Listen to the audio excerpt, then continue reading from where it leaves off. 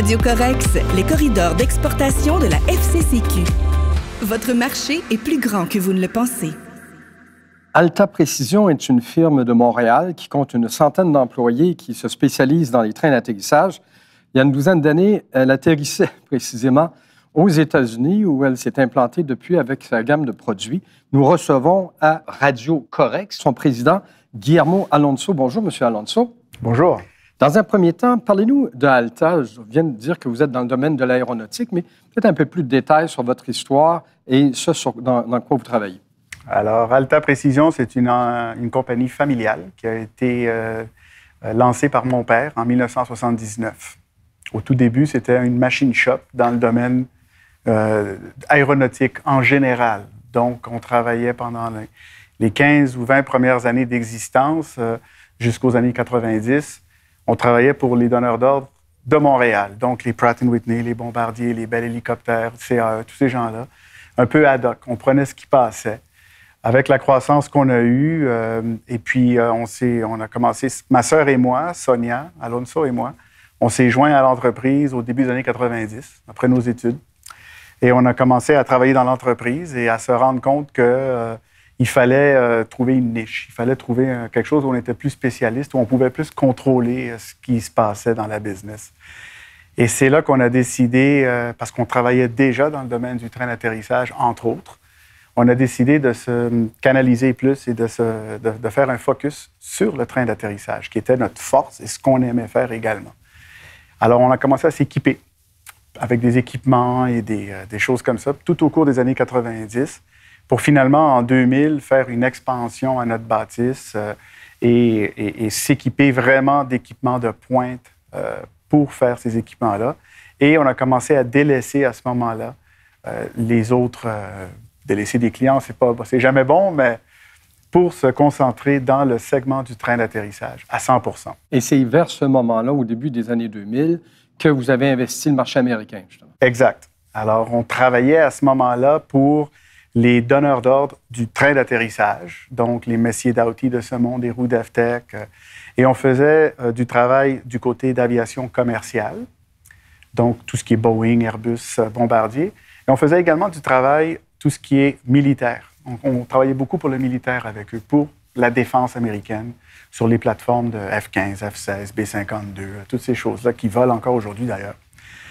2001 est arrivé avec la catastrophe qui est arrivée, 9/11, là. Et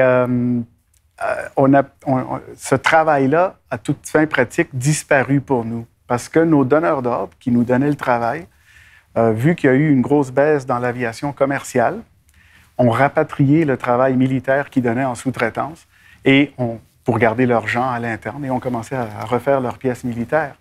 Ça nous a causé un problème parce qu'on perdait du travail commercial, aéronautique commerciale, et on perdait du travail militaire. Et c'est là qu'on a commencé à se creuser la tête et à dire, bon, qu'est-ce qu'on fait? Et qu'est-ce que vous avez fait? Eh bien, on a commencé à cogner à la porte de notre client, le client de nos clients, si on veut, qui était l'armée américaine, l'armée de l'air américaine. Ça nous a pris environ 12 à 16 mois, environ 18 mois, à percer, à réussir à avoir toutes les certifications requises. On avait un avantage, on avait l'expertise, puisqu'on faisait ces mêmes pièces-là pour nos clients. Donc, ça nous a beaucoup aidé. Et fin 2002, je dirais, on a réussi on s'est fait octroyer les premiers contrats en direct de l'armée de l'air américaine. Et aujourd'hui, cette partie de vente à l'extérieur aux États-Unis, ça peut représenter quoi comme pourcentage de votre chiffre d'affaires? Bon, aujourd'hui, en 2015, compte tenu du contexte économique, il y a une érosion de cette business-là à cause des budgets, des coupures de budget. Mais si on recule un petit peu les pendules, en 2005, 6, 7, 8, ça représentait au-dessus de 50 % de notre chiffre d'affaires.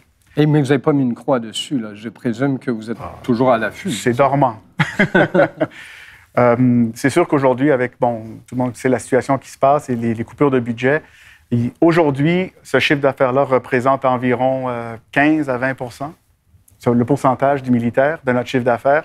Et pour l'année 2016, au moment où on se parle, c'est 0 % parce qu'on ne peut pas le mettre la main, il n'y a pas de contrat de disponible. Ce qui fait que quand on fait ce que vous avez fait, puis vous avez dit, vous êtes arrivé une douzaine d'années, on ne peut pas se dire ça marche pour cette année, ça marche on est lancé pour de bon, là, pour la gloire. Là. Ça peut être extrêmement variable selon l'évolution des situations. L'aéronautique, en général, est comme ça. Hein? Il y a des hauts et des bas.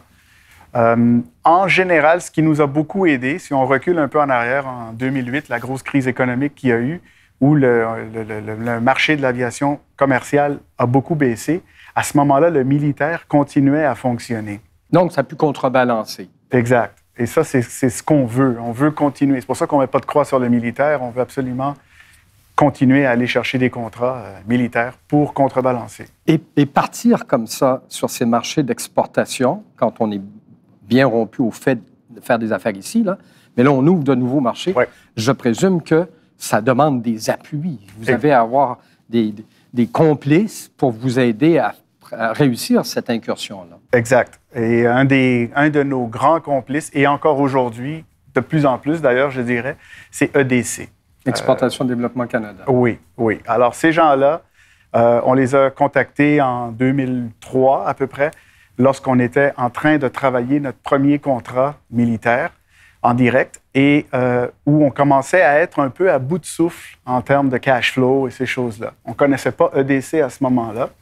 Ça nous a été référé par notre banquier courant, là, de la Banque nationale, qui nous a dit « Regarde, ces gens-là peuvent t'aider ». On les a contactés et effectivement, ils sont venus nous voir, ils nous ont expliqué leur programme.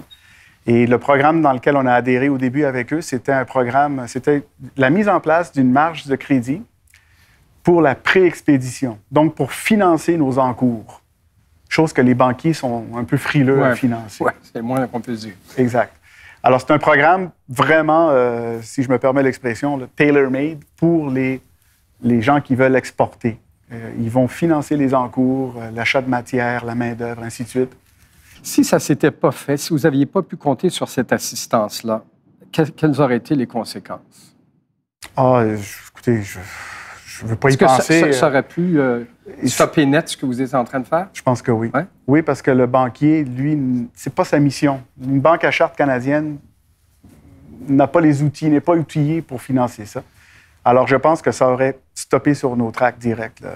Au contraire, là, ça vous a permis de réussir la percée à ce moment-là. Exact. Ça nous a permis de réussir et on a toujours pu compter sur eux et on continue aujourd'hui.